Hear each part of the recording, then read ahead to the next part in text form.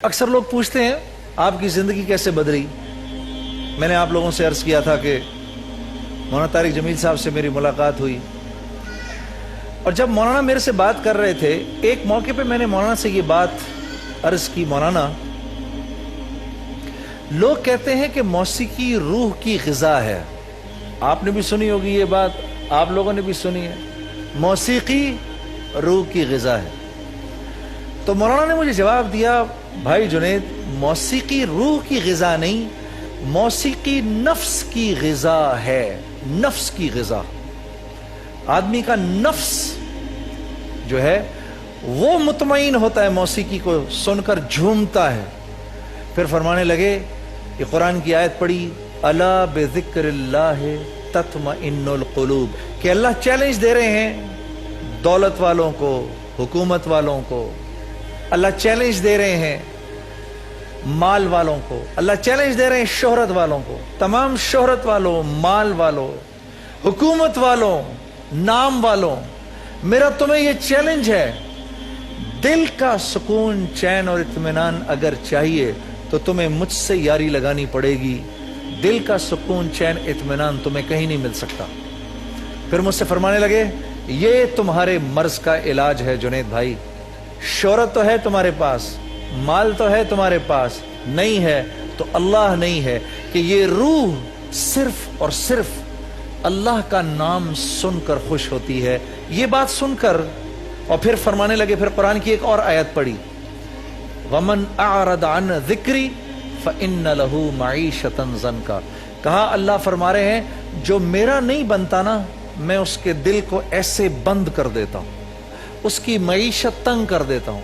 आज कभी कभार जब लोग आकर हमारे सामने इस बात का रोना रोते हैं कि हमारे पास हमारा जो कारोबार है चल नहीं रहा जुनैद भाई, हमारे पास जो माल है वो हमें पूरा नहीं पड़ता। आप यकीन करो मेरे दोस्तों, एक दफा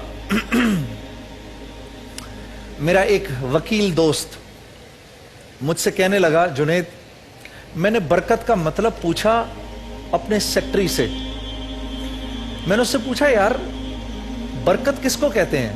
कहने लगा, वो भी तुम्हारी तरह बारिश था। मैंने तो वो हंसने लगा, कहने लगा, हजरत बरकत इसको कहते हैं कि पिछले 9 महीने में आपके 14 पार्कर के पेन खो चुके हैं और मेरा ये 1 रुपए का पियानो पेन जो है ये पिछले 9 महीने से मेरे साथ है।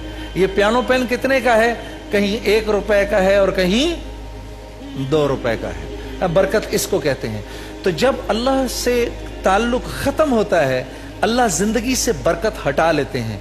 आप बड़े बड़े मकान बना सकते हैं लेकिन उनमें अमन, चैन, इत्मीनान नहीं हो सकता। आप अच्छे अच्छे खाने पका सकते हैं, उनमें मजा नहीं हो सकता। घर में रहने वाले एक दूसरे से नफरत करेंगे, हालांकि बड़े से महल में रह रहे होंगे। हम कहते हैं ना, कम बच्चे खुशहाल घराना। नहीं मेरे दोस्तों, किसी घर में अगर 10 फर्मा बरदार बेटे भी रह रहे हैं तो वो घर जन्नत है। ये है वो बात जो मैं आपसे अर्ज करना चाहता हूं, जो मौलाना ने मुझसे कही। उनकी ये बात सुनकर मैं इतना दुखी हुआ कि मैं गम में बिल्कुल ऐसे गिर सा गया नीचे। तो मैंने मौलाना से कहा, मौलाना क्या मेरी सारी जिंदगी बर्बाद हो गई?